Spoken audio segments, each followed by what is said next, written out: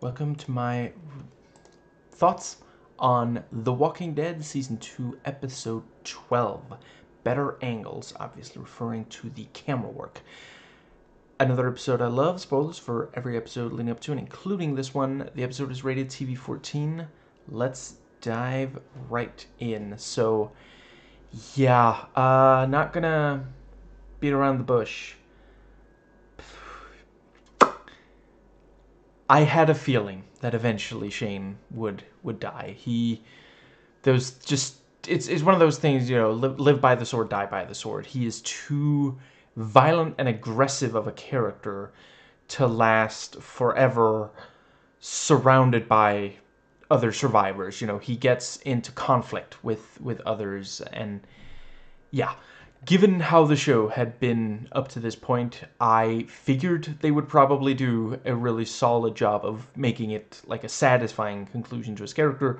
And yeah, I think they really hit it out of the park because really, again, this is not the first time that there didn't have to be violence, but he was so it's basically he's seeing violence everywhere. He's imagining violence where there isn't any yet, and it ends up leading to violence. Even if he has to be the one to start it, and he doesn't seem to realize that that's the pattern, that he keeps increasing the chance of violence until there is violence. I'm not saying all the violence on the show is his fault, obviously, even all the violence that he's involved in, but every so often, he will do something that actually causes violence where there didn't have to be any. And that is what ends up killing him. Because they were going to take Randall away. Ha ha ho ho hee hee. There wouldn't have been a problem. But Shane just couldn't let it go. He goes in there, he considers shooting Randall in the head, and then realizes, no, I can use this to get Lori and Carl back in my life. And Rick knows Shane better than Shane knows himself at this point. He realizes this has to be, because the moment that Shane shows up, yeah, there's immediate holes in the story. I don't know for sure if Rick realized before, let's say, I think was it Daryl?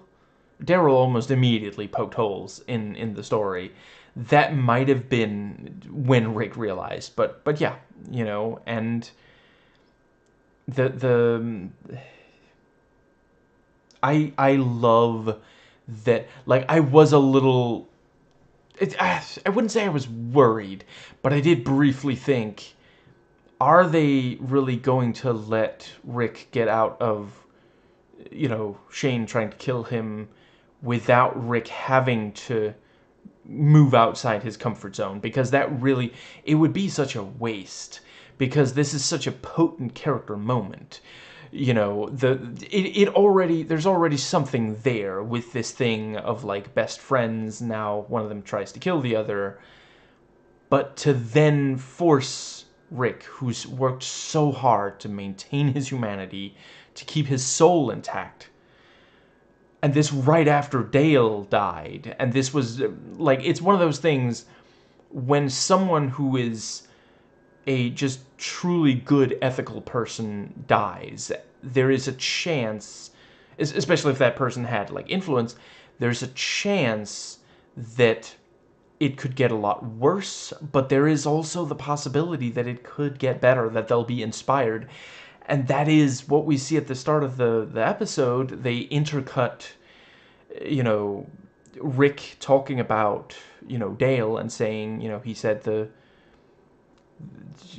group is broken. He was wrong, which, okay, rude, defying the guy in his eulogy. I'm just kidding. Intercut with, Shane and some of the others, yeah, they're killing walkers. It's not like it's just nothing, but there's definitely some, blowing off steam, some letting out frustration. And, yeah, we're, the theme of the episode is set up right there in the opening of it.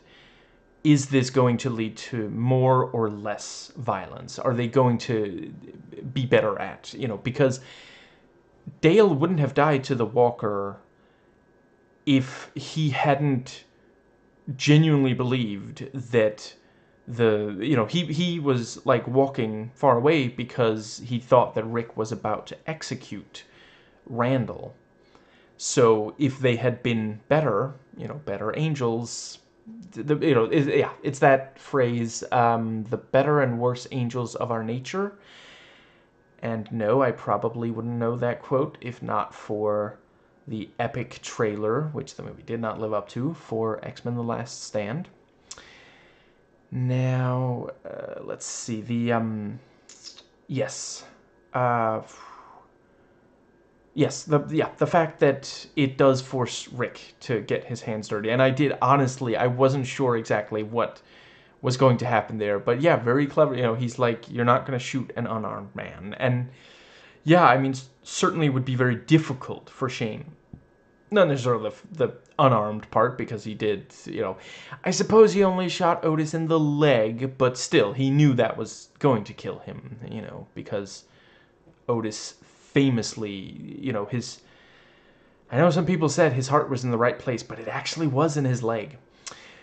But, yeah, like, I was sitting there thinking, is Rick really, because he's been going back and forth, like, he doesn't 100%, I think this episode was when he 100% accepted, Shane is going to keep trying to kill Rick until, one of them dies. But yeah, he's like, oh, I'm giving up my gun. And then, he grabs the knife and stabs, just like, Shane wasn't the only person whose heart broke there. And let's see, and then we have Carl, and it's this beautiful, I love when TV shows set something up and then have this kind of payoff, because we saw that Carl was looking out through the window and he had the binoculars, which he had them earlier in the episode as well, when he was sitting in the barn. I think it was the barn, and Rick talked to him and said it wasn't your fault. And Carl kept saying, don't you F with me, and Rick kept saying, it's not your fault. And then they have the breakthrough. So yeah, he's watching, and we didn't see him spot Rick and Shane, but yeah, he kept watching. Eventually he spotted them. He already had the gun. He goes out there, like, I figure he probably climbed out the window. I don't really see any issue with that kind of version of it. Like, I feel like if he tried walking out the door, someone would have seen him and tried to stop him, but the window was big enough that he could have climbed through it. So yeah, I feel like that's, and I honestly, they got me good. I thought that he was seriously considering shooting Rick, but based on when he shot Shane, reanimated, as far as I can tell, he was never intending to shoot Rick. He was worried that Rick wouldn't be able to shoot Shane the zombie. Shane the Shambling. Yeah. Shambly? And the end of the episode. So, yeah, the very next episode, which I will get to tomorrow.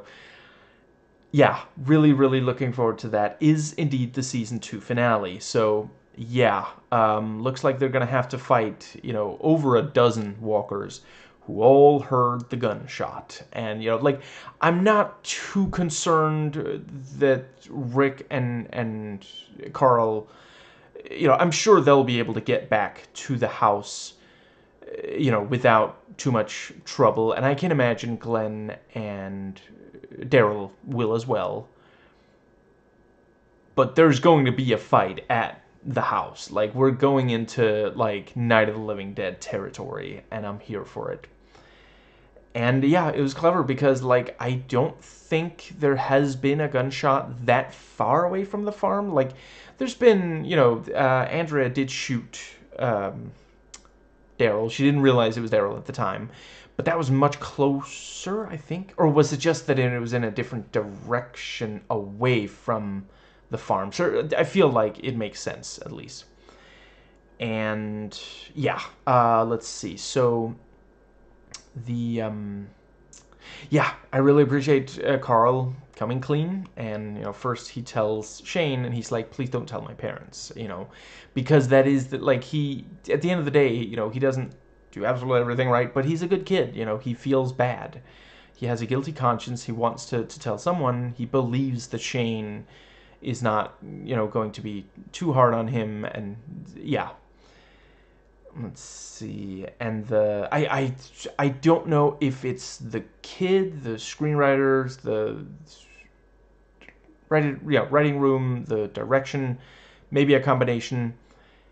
Fantastic performance. Like the way he's like kicking at the ground, he's like got his head lowered, and he's like kind of muttering some of it, because he feels bad and he's worried about the consequences, but he does have to get it out. The truth will set you free, unless the truth is you committed a crime, in which case it might take away your freedom.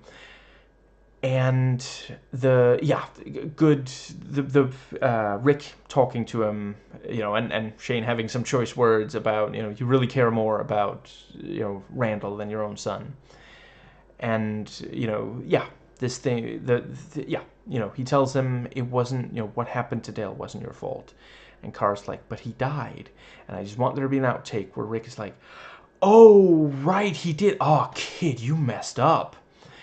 But yeah, gives him the gun, says, I wish you could have a childhood like mine, which I guess means he's gonna send him to England, because that's where the actor's from. Seriously, I am probably always going to be like taken aback when I watch a behind the scenes interview of an American show and someone that I'm used to speaking with an American accent is suddenly speaking English, having an English accent. I mean, British accent.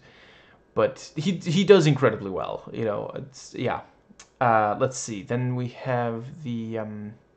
But yeah, he's like, you're gonna have to help protect, with this gun.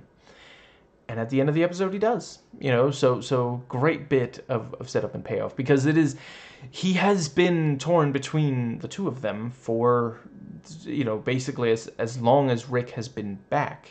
He keeps wanting to have a positive relationship with Shane still.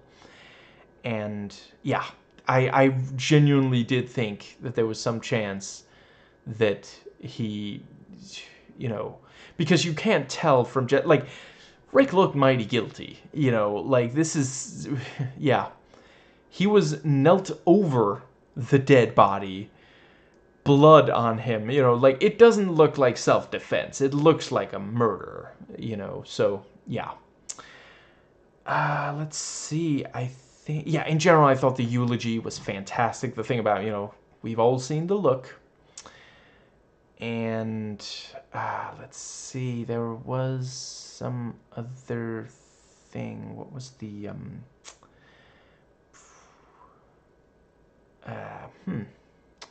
let's see, there's definitely some stuff with Daryl, so I'll get to that. I think I've covered everything with Rick, Carl, and Shane. Right, I Randall, like, he doesn't know Shane well enough to know there's no way. Like, the moment that Shane said, I'm joining your group, like, I was thinking, what is he actually intending to do? Because there's no way. He is not joining a group that raped teenage girls in front of their own father. There's no way. So, yeah. But the fact that he... he gets Randall just far enough away that he can lure Rick away without, if he had killed him right next to the cabin, yeah. Let's see, and yeah, the bloodies, yeah, hurts, injures. Let's see, yeah, hits his face. And yeah, goes back and hides the gun, claims that he was, and you have the thing about, how could he possibly, overpower you? He was it like he's 120 pounds soaking wet. That's a really good way to put that. That's yeah.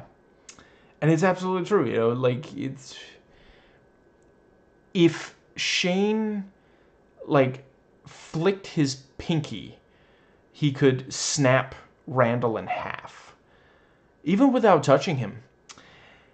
And let's see the yeah, I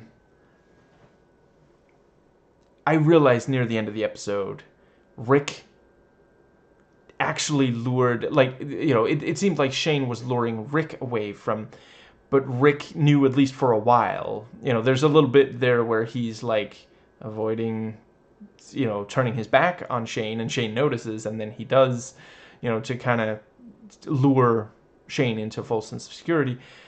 He was also getting Shane away from camp so that he would be able to, like, if the rest of them, if the other survivors are right there next to, he can't go with them watching. He's not going to be able to actually go through with killing Shane, who does now indeed look like shit. And he did phenomenal Walker acting as well. And let's see, then we have, yeah, they're turning real fast. I forget if we've seen before how quick someone turns into a walker, but it went real fast for both Shane and Randall in this episode. Now, let's see, nice chaotic fight between, when Randall the Walker, attacks Daryl and Glenn. Right. It was also, I really like that, Daryl immediately points out, I can't pick up a trail. There's no, and yeah, that was, I feel like that and the 120 pounds wet, soaking wet, that was what, that's when Rick knew that had to be, yeah. And let's see, I think that might be about, I feel like there's at least something else that is,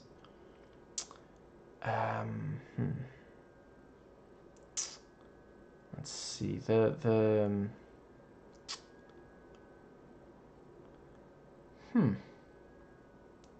right, I appreciate, it's clear that they managed to board up the various, the windows and such. Evidently somebody went to boarding school. Leave them alone. And the let's see, we have the, I feel like there was something else that was,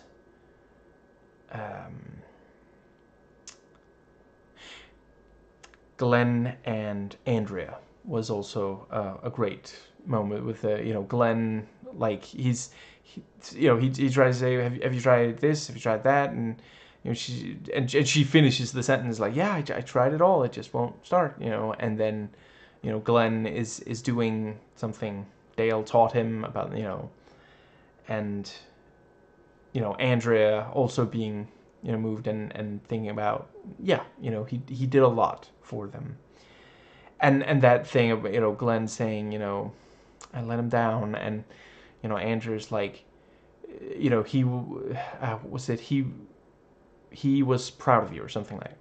Maybe not in that exact moment. In fact, honestly, it was probably like his dying thought was like, wow, Glenn really screwed up here. I'm just kidding.